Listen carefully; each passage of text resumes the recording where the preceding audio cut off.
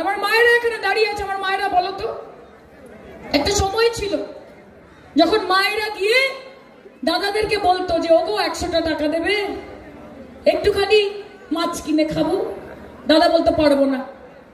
কেউ দাদা গিয়ে বলতো যে ওগো 100টা টাকা দেবে, ছোট ছোট বাচ্চারা আছে, একটুখানি মিষ্টি কিনে খাবো, আইসক্রিম কিনে খাবো।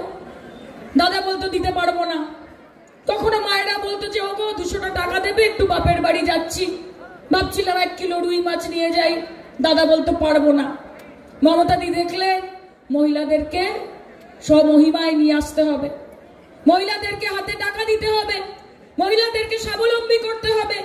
লক্ষ্মীর ভান্ডার আনলেন, তার মাধ্যমে প্রথমে 500, 1000 টাকা, এখন 1000, 1200, 1500 টাকা, এর পরবর্তীকালে 1500, 2000, 2500 টাকা।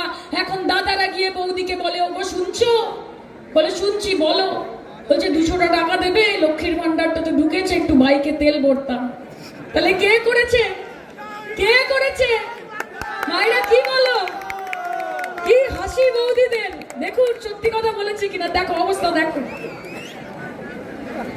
এই পরিবর্তন কে শুভেন্দু অধিকারী এনেছে? এই পরিবর্তন কি নরেন্দ্র মোদী এনেছে? এই পরিবর্তন কি অমিত শাহ এনেছে? মমতা দিয়ে এনেছে। তা আমার মায়েরা এখানে বলো তো, স্বাস্থ্যসাথী কে দেয়, মোদী না দিদি? এটা জোরে বলো তো, স্বাস্থ্যসাথী কে দেয়, মোদী না দিদি? কন্যাশ্রী কে দেয়, মোদী না দিদি? লক্ষ্মীর ভান্ডার কে দেয়, মোদী না দিদি? কিষাণ ক্রেডিট কার্ড কে দেয়, মোদী না দিদি? হ্যাঁ, স্টুডেন্টস ক্রেডিট কার্ড কে দেয়, মোদী না দিদি? বার্ধক্য ভাতা কে দেয়, মোদী না দিদি? বিধবা ভাতা কে দেয়, মোদী না দিদি? তাহলে জোর গলায় বলে ভোটটা কাকে দেবো, মোদী না দিদি? যে পাশে থাকবে, যে কাজ করবে, আমার ভোট তাকে।